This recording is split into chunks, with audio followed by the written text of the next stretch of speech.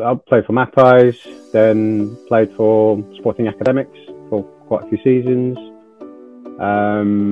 Had a stint with Portuguese club, and then went to Gravel. He's been a leader since I've known him. I used to coach him at under 12s at my D Elite, and even when it was back then, at tender age of 10, 11, he already, you could see that, he had leadership qualities, and to be able to play for, the Meraki, to represent Jersey at, Southwest counties, and even, friendlies, played against the likes of the England amateur side at Springfield, played against Marita Moher when they came over in 2005.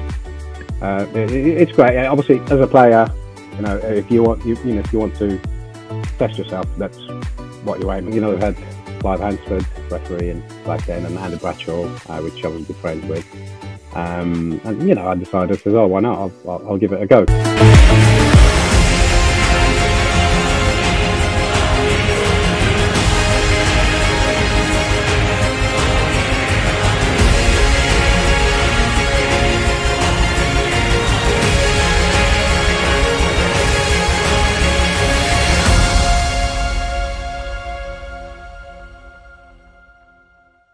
Hello and welcome to a brand new episode of Sportscast Jersey. Today we are joined by local referee and former Marathi cap, Toni Cardoso. How are we doing, Tony? I'm good, mate. Yeah, thank you for having me on. After yesterday's win, I'm doing even better. Yeah, good day after Arsenal beat Liverpool, and Yeah. time to put a show on. Well, it has to be done. It has to be done. There's not many of us, so we've got to make sure that we stand out when we do well. Absolutely. I'm going to start with the same question as I ask everyone that comes on my podcast. Have you always been into sports since you were young? Well, since I can remember, yeah, I started fairly young playing football. I did quite a lot of running. Not to say a marathon, but I did quite long distance running. But football's always been my passion since I can remember. Yeah, so yeah, it's been present in my life since I was a nipper. Yeah. Jim, what are your first kind of memories of football? Maybe watching on TV, if you've always been an Arsenal fan all the way through. I think my memories of football was at Mexico '86, the World Cup. I think it was. Since then, I think I've always loved football. Regarding Arsenal, no, primarily I'm a Benfica supporter. Yeah. And back in the early '90s, Benfica played Arsenal in the old UEFA League, UEFA Cup, I think it used to be called then. And we played at the Emirates, the hybrid end, and Benfica absolutely battered them 5-2. But I liked the style that Arsenal played at the time, and they kind of grew on me, and I started supporting them ever since. Yeah. Nice. Doing well at the moment. Do you reckon? They are, yeah, they are. Finally, we do some nice trophies at the moment, so it's nice to see that Mr. Arteta is doing. I think he's doing a good job with Yeah, what he's got. yeah. Um, Moving on from that, because I'm a United fan and we do not want to talk about United. Um, Locally, you played football. What do you remember of those days and growing up playing football here in Jersey? And what clubs did you play for as well? Well, my first club was Magpies, believe it or not. The first club I played for in Jersey. I mean, I played with Tim Darwin back then. Taught me everything I know, apparently, according to Tim. Yeah, I played for Magpies, then played for Sporting Academics for quite a few seasons. Had a stint with Portuguese club, and then went to Gravel, where we kind of did quite well. We had a good team then. It was a tough season for us, that season that we did quite well, but because I had like the Scottish Trinity then, St Paul's. You had a very strong Scottish side when they had Mark Brown, David Brodie, Roy Lumsden, Ross Craig. So it was very difficult, and we did give him a run for the money. That year we won the Larish Cup, and we finished second, only a couple of points behind Scottish in the league, which was sad, but no, yeah. So I think it used to be quite competitive. It's getting there now. It's getting better, the league. Yeah, Quite a few teams that can go and win it, which is nice to see. And you see a lot of youngsters, and you see a lot of clubs doing quite well now as well. And obviously Robbie's doing well with St Paul's with such a young squad. Adam Lester at St Brelads is doing quite well as well up there. Chris at Wanderers, he's got a very young squad as well. So, hopefully you can see them progressing through and Wanderers getting a bit stronger. St Clements, obviously, they had a year or two where they, were a bit down, but obviously they won the league a couple of seasons back, and they seem to be back up there again. Gravel, again, they seem to be, it's just a strange one for them because they're up and down. One year they'll challenging for the title, and then the following year they seem to have kind of dropped off a little bit, which is happening again this season. But it's nice to see that, and obviously St Peter's, obviously the current champions. Elliot's done a tremendous job up there, but he's been a leader since I've known him. I used to coach him at under 12s at my D Elite, and even when he was back then, at tender age of 10, 11, he already you could see that he had leadership qualities. Yeah. And he's obviously transitioned that from playing to coaching, which is nice to see. It's great. Yeah. Just talking about now, and then you were just speaking about when you were playing. How different is it locally, football in general? Obviously moved on as well. How different is it? I think it's a lot faster now. It's a lot quicker, more tactical as well. Back then, you used to have like the old nonsense defenders will just kick you and boot you. Now they're more technical, and even obviously the coaches. You've got all loads of safeguarding issues that every coach has got to be qualified and they've got to whatever they need to do. But it is a lot different now. It's a lot faster. It demands an awful lot more out of you. As I'm talking obviously as a player and a referee as well. Obviously when I passed my refereeing test years ago, it was nothing compared to what it is now. I say it does demand an awful lot of you at the moment. Years ago when I first started playing football over here, there was quite a few leagues, and within the leagues there wasn't that much difference between the teams, and it was quite competitive. Which is a shame now because obviously, and I suppose it's to do with money and funding and everything. It's quite expensive to keep a club going, and it's a shame because I used to have quite a Trinity. Obviously, they went and then came back. You had St Martin's, Granvaux, Oakland St Saviour. You name it. There was loads of teams about then, and now you've got the Premiership. With it's very tight. But no, obviously, it's a lot faster now than what it used to be. Definitely. Yeah. A lot more technical. Yeah, definitely. Yeah. And I want to go back into your playing days, and you represented Jersey.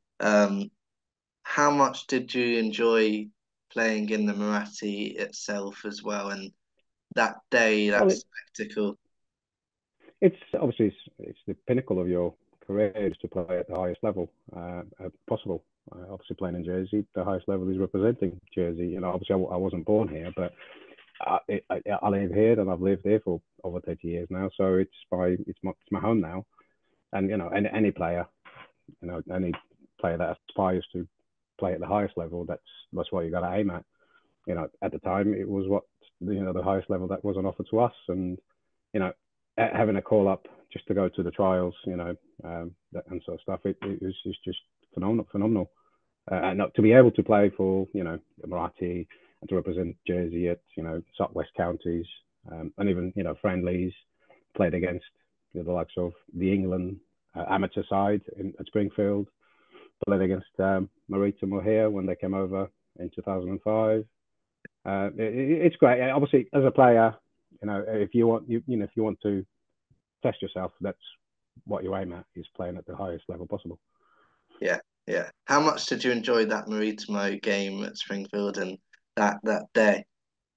Mate, it was phenomenal. It was just, I came on in the second half, but the obviously because it was Maritimo and the Portuguese community over here is massive. The stadium was full, completely packed. If you compare it to, it probably not as full as Emirati, or when you're playing against Guernsey, it's not as bad, but it was close, and there was a lot of people there, and obviously everybody wanted to speak to and see the Maritimo players. It's phenomenal, and you get goosebumps still just thinking about it. And when you walk on that pitch and start playing against professional players that you actually watch on TV week in week out, it's yeah, you can't explain. You have to experience it to know. Yeah, yeah, definitely, definitely. We'll move on to refereeing in a moment, but I want to touch on every season the refs have a game as well. Marathi Day or Marathi Yeah. Weekend. How much do you enjoy that day? Well, funnily enough, I've only played in it once, because obviously the Marty is held in Guernsey, and alternative years it's Guernsey and Jersey. So unfortunately, most of the time I can't go to because of family, and I'll go over to Guernsey. But I played in it not the year, last year, the year before, and it's good fun. You had Trevor Massey refereeing the game I played, and obviously the guys from Guernsey, they're very competitive. They literally, if you can't kind of play to your level, they'll kick you, if that makes sense. And but in a good way, it's a good laugh. When the game's finished, it's done and over, and you're back to being friends. But no, it's fun. It is fun. Yeah, Yeah, yeah. it is fun. I remember watching that game at St Clement and Jersey won, and it was a good laugh to watch. And I remember Yeah, being impressed by one or two refs, including you. So yeah, it was a good yeah, watch. it Um, is. It is. It's good. It's good playing in it. yeah, yeah. Um, Talking about refereeing, when did that first come about for you? When did you first think, actually, I wanna have a go at that? I think it's because, I mean, I was in my mid-20s, I think, when I did my refereeing course. Um, and I think because obviously I was that sort of player that I didn't give the referees any hassle. I was quite good with referees, and you gave them the respect they deserve, which back then you did. Nowadays it's a little bit, it's whatever the referee can take, you give it, I suppose. Um, and then we had Clive Hansford refereeing back then, and Andy Bradshaw, which I was good friends with. And I decided, I says, oh, why not? I'll give it a go, because it was either that or coaching. Unfortunately, I had a young family at the time, and coaching does take a lot of time. Which I didn't have. So I said, I want to do just more than playing. I want to contribute a little bit back to football. So yeah, I did the referee course. I couldn't referee and play at the same time, so I refereed whenever I could, whenever I didn't have a game. But then that kind of said, well, I need to kind of either concentrate on refereeing or playing. So I gave up refereeing for quite a few years until I finished playing, and then I went back into refereeing. Yeah, were you in that? I've always wondered this, and obviously there's a few who have done it or who are doing it at the moment who have played and refereed. How was it? Not easy, but what was it? What you expected when you first did it? Um, well, it isn't really, because you think you understand the game as a player, but you actually don't. And doing the referee course, and becoming a referee, it teaches you so much that you didn't know about playing football. I mean, at the time, and this is 20 odd years ago, I had no idea that you couldn't be offside from a goal kick. And as a striker, I took advantage of that, and I scored quite a few goals when I was playing for Acres at the time. We had a goalkeeper, Tony Spinola. I don't know if you know who Tony was. He had quite a long kick, and when we were playing at Kennever, because the pitches were so small, he literally could kick the ball from his box to the other side. And I used to stand literally on the edge of the opponent's penalty box, and Tony would kick it to me. And I scored quite a few goals like that. I know it's cheesy, but you took advantage, and people were going, "It's offside, it's offside," and because they don't know the rule, they didn't know the rule. I didn't. I was obviously guilty of that, but then again, I used it for my advantage. But the transition itself, it helps, in a way, because as a player, you understand the players, um, and you kind of take that on board. There's a fine line between a frustrated player and a player that's using dissent, and you kind of have to understand the difference between the two. Which sometimes, some people, it's easier for some people, it's harder for other people. And I'd like to think that having that advantage of playing the game, I can understand when a player is being frustrated and not being trying to be using dissent and trying to. And so, yeah, it helps, but it's difficult again because players know that you used to play, and they kind of sometimes they try to take advantage of that as well. So you kind of have to be a little bit savvy sometimes. Yeah, But it does help. It does definitely help having played the game, definitely for sure. yeah. And over the years, obviously, refs have come and gone in Jersey, but how good is the refereeing community? And if you've had a bad game, you can go to someone, or if you had a good game, you get good credit, and they're always there for you. How good is that to have? Uh, Again, obviously, that's the refereeing community here is fantastic. I mean, the support the guys is offer. Even now, obviously, if you want to talk to somebody, we do have obviously a WhatsApp group that if we do have any issues, we kind of talk to each other and everybody. If you had a bad game or if something happened, you know, everybody just steps forward and they do ask if do you want to chat, and somebody is always normally on the phone straight away to you. Mark Lacorn is normally quite good with that. He asks you if you want to chat, and he'll call you if you need. Luke as well, he's good like that. Paul Daniel, Ray Sutcliffe is still involved as well, and people like that is because they've been around for a while and they know, and they're mentoring as well, and especially for the young lads coming through. It's good to see. But the community is absolutely it's fantastic. It's obviously one of the reasons why I'm still refereeing, not because I want to be involved with football, but because of the community, which is good. Yeah, definitely. And you touched on few names there. There's obviously Paul, who's been doing it for years, and you've mentioned like younger refs coming through and what have you. I went to two games this weekend. It was Finn Bennett on both, and I thought he was really good on both and controlled the game. And yeah, it was really good to see. How good is that to see the kind of two spectrums of experience and youth coming together in this sense of refereeing community as well? Oh, it's brilliant. You spoke about Finn. I mean, I've had Finn being my assistant a few times, and you can tell that he's very very good. He's very young as well in experience, but I think he's mature enough, and his height helps him as well because he's quite a tall lad, and it helps as well to kind of keep control of a match. I've never seen him referee, and like I said, he's the mentoring team as well that mentor the young lads coming through.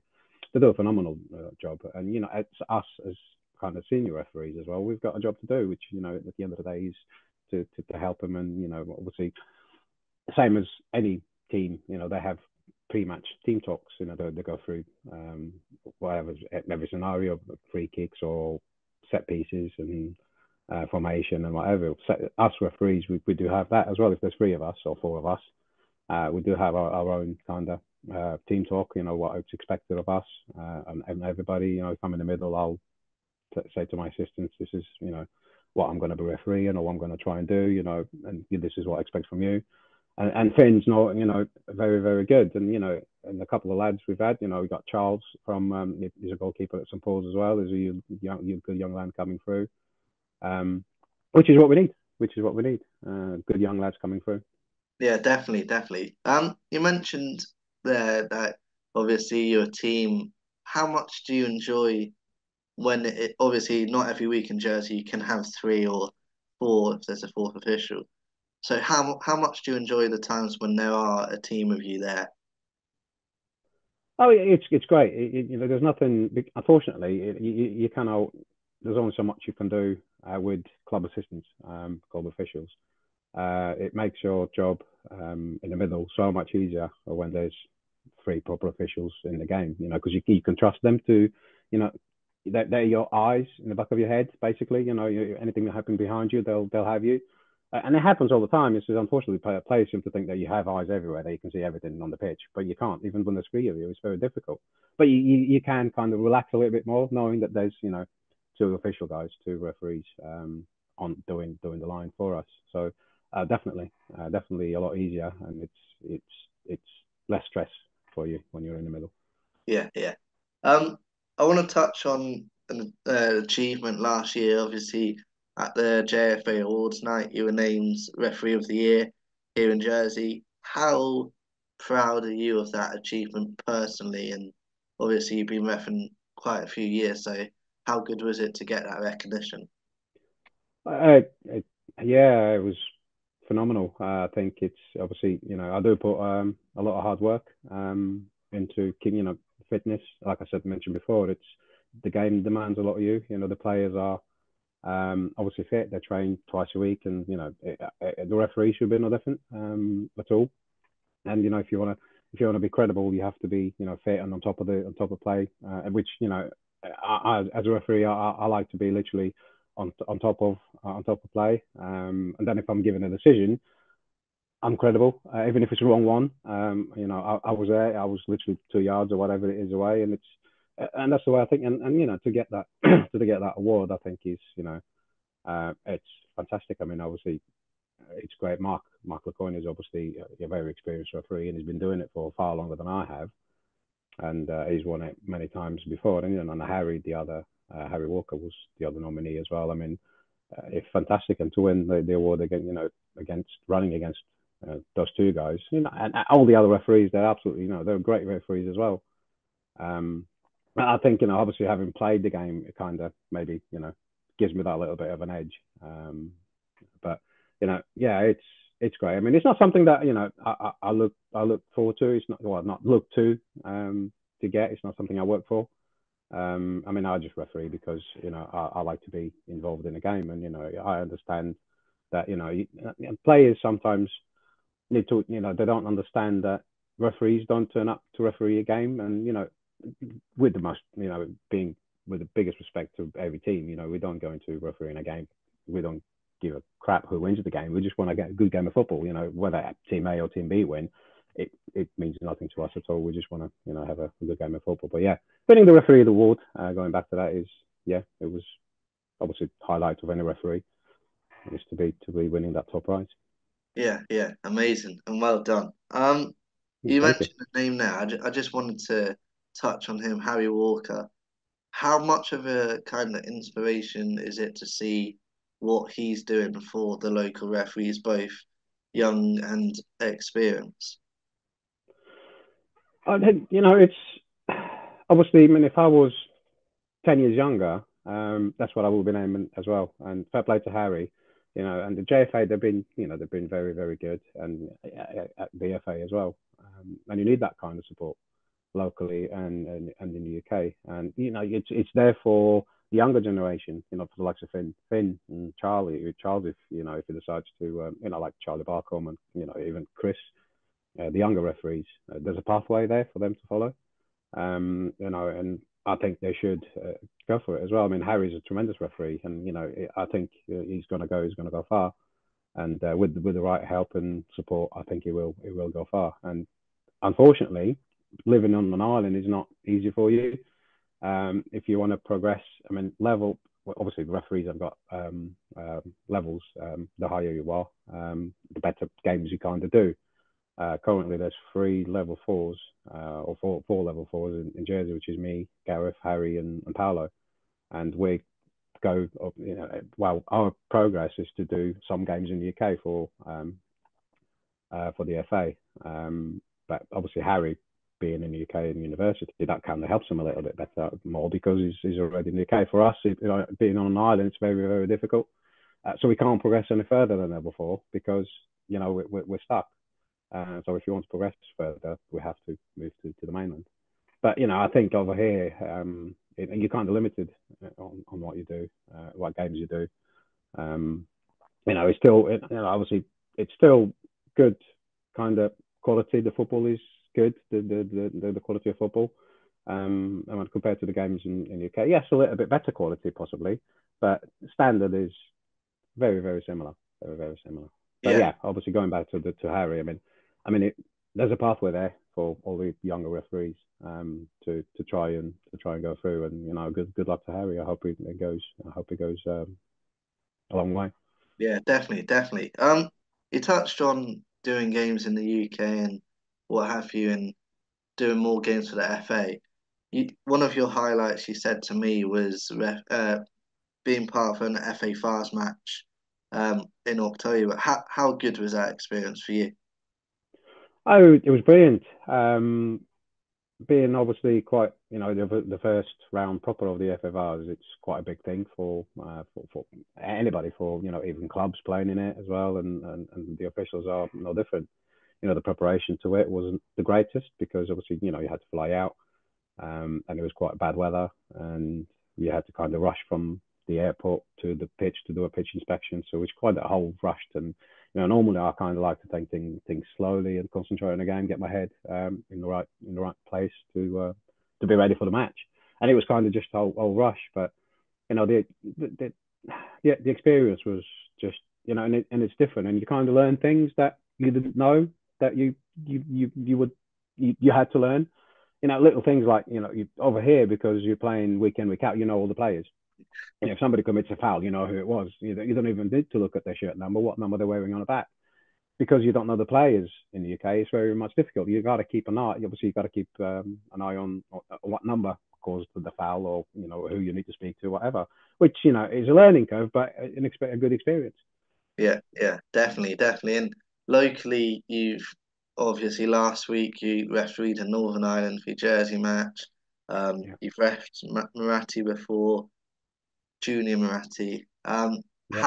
How good is it to have those opportunities to ref for Jersey side as well? It's it's brilliant. I mean, it's all sort of games that we work for, to be able to be involved in those games. And any referee will tell you that's what they want to do is any referee that has some sort of aspirations. They want to referee those sort of games, and I'm not different. Obviously I enjoy being a part of those games, and I kind of thrive on doing those games, and that's what I kind of referee for. But doing the Jersey game last week, I think obviously the Jersey lads were a little bit, I think, not mismatched, but it was a good experience for them because they kind of played against a very much tougher opposition. And the tempo of the game, both teams from Jersey and Northern Ireland, it was quick, it was fast, which is good. I like keep moving. I move on quite a lot on the pitch, and it's you see the difference between refereeing obviously that game and a local league game, for example. The pace is a lot faster and it's more technical as well. Sometimes you're playing, obviously depending on tactics, but you don't want to be chasing long balls back and forth. Otherwise, you're just going to be running all game. And it's nice to see playing, flowing, little passes, pass and go, and it's just it's different. It is different, but very much enjoyable. And referees will tell you that. Most referees will tell you that we don't watch the game. We don't know how the team is playing football. I'm a little bit different. I like to play. I like to see. I like to watch the game. How teams are playing. And I'll talk. I'll talk all day to players. So I'll tell them. That's a good pass. That's a very good pass. It's a good shot. Unlucky, whatever. It's just because I'm watching the game, not just refereeing it, but watching the game as well. Yeah, yeah. I think that's brilliant as well, and it brings that human element into referee. Absolutely. Um, what future for you before I go on to the last kind of question? For you in the future, what are your goals? Is it just to keep going until well you've had enough or you can't? I don't know. My wife will tell you differently because we're expecting our a baby anytime soon in the next couple of weeks. So I'm taking a few weeks off. But yeah, I intend to come back to refereeing after a few weeks, and my plan is just to keep going until I enjoy it. And at the moment I enjoy it. Obviously, there's games where you kind of think to yourself, "Why am I doing this?" But you didn't think it. You come home and then there's other games that says, "Oh, I enjoy being a part of it." And I think the positives outweigh the negatives most of the time. So as long as I can keep going, I'll keep going. I'll keep How, going. I enjoy it, and it's yeah, something I want to keep doing. how pleased are you that you did go into refereeing as well, and how big a kind of part of your life, and how big a positive is it in your life as well? It's the social aspect of it as well. Like I said before, I mean, I wanted to stay with football. I wanted to contribute back. Coaching, unfortunately, again, it takes quite a lot of commitment of you, which unfortunately I can't. I did it when I was younger, when when my son was growing up as well, and I coached with Ackies and Graville and ID Elite when they were about. Um, and the refereeing was, like I said, was the option that could keep me involved with football without, demanding so much as a coach does. Last question from me today, Tony. In terms of starting referee, obviously you've done it after playing and how much would you encourage players to go into refereeing once they had enough of playing, I guess? 100%. I think anybody that wants to, that loves football and, that hasn't got the time to commit to either coaching or other role that could be helping out, and, refereeing is a good option for you. It's brilliant. There's a good group of lads. There is support. Obviously, there is courses available. I can't recommend it enough.